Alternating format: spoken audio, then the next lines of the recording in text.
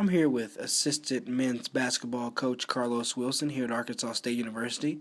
Alongside, I'm also here with Kyle Drake, newly hired director of basketball operations. So, first, with you, Coach Wilson,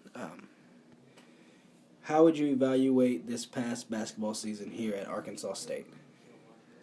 Well, unfortunately, basketball, the success and fate depended on wins and losses. So we didn't win enough games. So I definitely think we fell short of expectations as far as that's concerned. But on the bright side, I think that seeing a group of guys, band together, fight through adversity, experience some success. I think that was something positive that we could take away from the season and use it as for momentum going into the next year.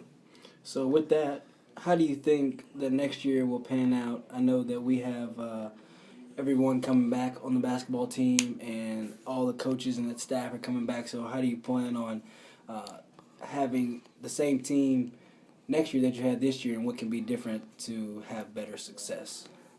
I think chemistry and continuity is very important in sports. You know what I'm saying? Having the group of guys who are familiar with each other, coaches who are familiar with each other and the system. After a year, everyone's pretty much was new last year. We only had two guys that played significant minutes. So I think moving forward, those other guys that gained experience and was able to play alongside each other to know each other's strengths and weaknesses and so on and so forth. I think moving forward, that the experience that we gain will help us in a positive manner as far as the next season is concerned. How has your role changed from being a student manager to the director of basketball operations for Arkansas State men's basketball? I have had a lot more responsibility and just different activities that I've had to take on my shoulders and projects that I've had to do that I had a little bit of part in whenever I was a student manager, and now I'm the one in charge of it. So that's the responsibility aspect has changed a lot, um, and just being more mature and grown in my decisions and decisions that affect these players and what they do. Sweet. So, what challenges did you face at the beginning of the season that you weren't aware of whenever you came into the job, such as travel and things like that?